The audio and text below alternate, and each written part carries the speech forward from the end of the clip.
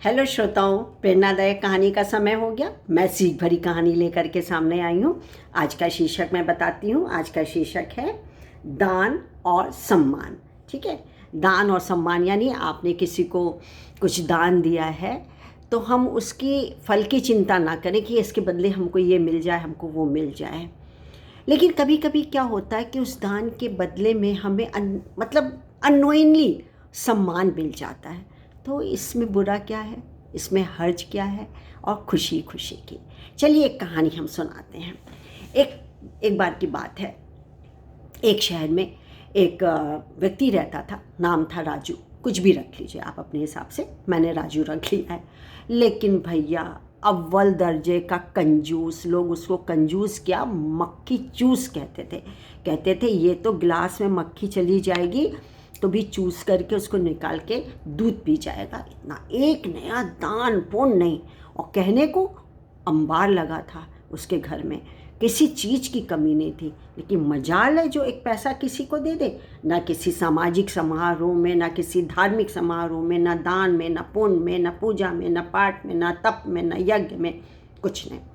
अब एक बार क्या हुआ, उसके घर में एक कटोरी खो गई। तो भैया ये तो लेडीज़ का काम है, कहाँ है, क्या है, कैसे।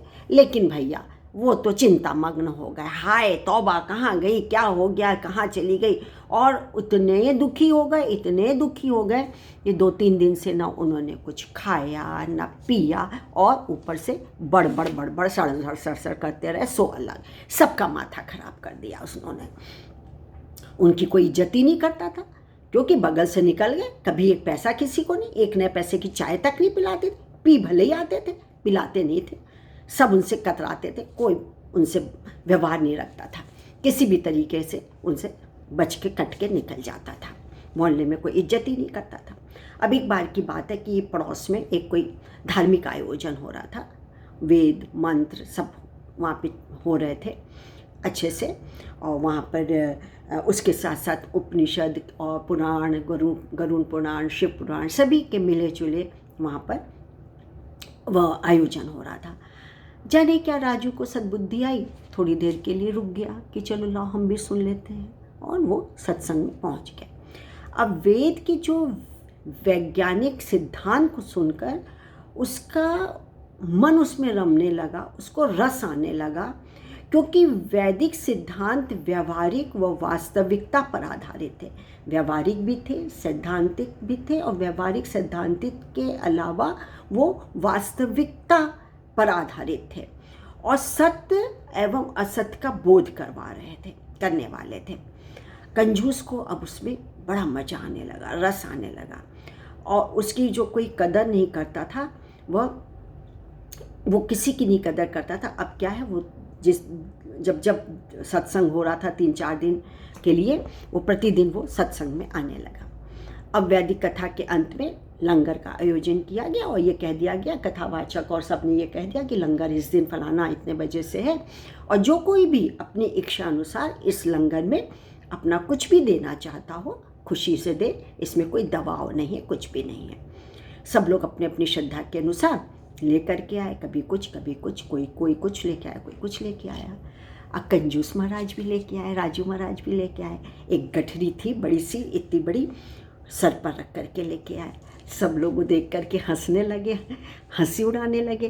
बोले क्या होगा, आटा होगा जरा सा, वो भी कहीं से ले वे के आया होगा।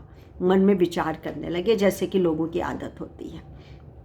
हंसने लगे, मखौल खाने लगे, वहाँ ऐसा उनकी खिल्ली उड़ने लगी। खैर सब लोग जो जिन्होंने दान दे रहे थे वो यथास्थान बैठ गए। अब कंजूस की बारी आई। सभी लोग देखने लगे उत्सुकता से, इसकी गठरी खुलेगी, क्या निकलेगा, आटा निकलेगा कि दाल निकलेगी या कुछ नहीं निकलेगा, क्या निकलेगा। ये तो कंजूस है, ये तो महा कंजूस है, सबको मालूम था। लेकिन और पीछे हंसी भी उड़ा रहे थे। अब उसकी जब गठरी खुली तो सबके मुंह खुले के खुले, अवाक, आश्चर्यचकित। माय गॉड, गठरी में तो सबकी आंखें फटी की फटी रह गई। उसमें आटा दाल चावल नहीं, बहुमूल्य हीरे जवाहरात, संपत्ति, गहने, सब कुछ था। उसने सब कुछ दान दे दिया। उठकर वह फिर जाने लगा यथास्थान। तो विद्वान ने कहा, वहाँ के जो कथावाचक और विद्वान थे उन्होंने कहा, महाराज आप वहाँ नहीं, यहाँ बैठेंगे, आप कहाँ जा रहे हैं? तो कंजूस बोला, पंडित जी यह मेरा आदर नहीं है, यह तो मेरे धन का आदर है, अन्यथा मैं तो रोज ही यहाँ आता था और यहीं पर बैठता था, तब तो मुझे किसी ने कोई नहीं पूछता था।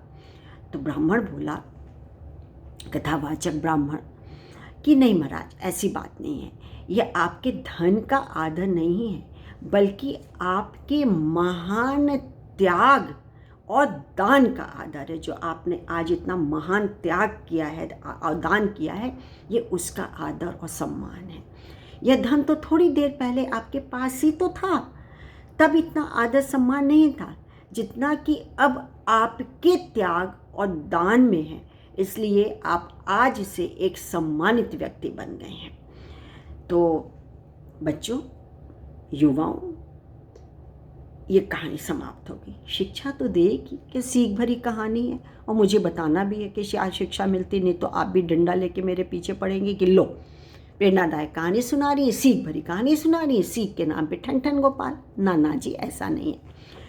शिक्षा दे जाती कि मनुष्य को कमाना चाहिए और दान भी अवश्य करना चाहिए, अपनी हैसियत के अनुसार जितनी क्षमता हो, जितना कर सकते हो, 1 पार्ट 2 पार्ट, थोड़ा सा ज़्यादा सा, कितना भी करना चाहिए।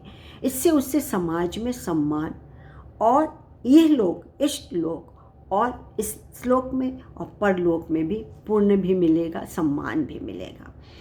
तो उम्र से सम्मान जरूर मिलता है, मैं मानती हूँ, पर आदर तो केवल व्यवहार से, दान से, कल्याण से, पुण्य से, अहिंसा से, अच्छी बातों से, सच्चरिता से, सहयोग से, सहिष्णुता से, ममता से, प्रेम से, सहयोग से मिलता है। मेरा तो यही ध्येय है, समाज तक पहुंचाना, यही संदेश देना होता है आप तक पहुंचाने का, कि हम सब इन्हीं प्रेरणादायक कहानियों को सीखें, आत्मसात करें और समाज को खुशहाल बनाएं। मैं आपसे आज्ञा लेती हूँ। नमस्कार। मैं doctor Manju Jain, retired associate professor, former सिंसेन degree college Kanpur. Bye. Thank you.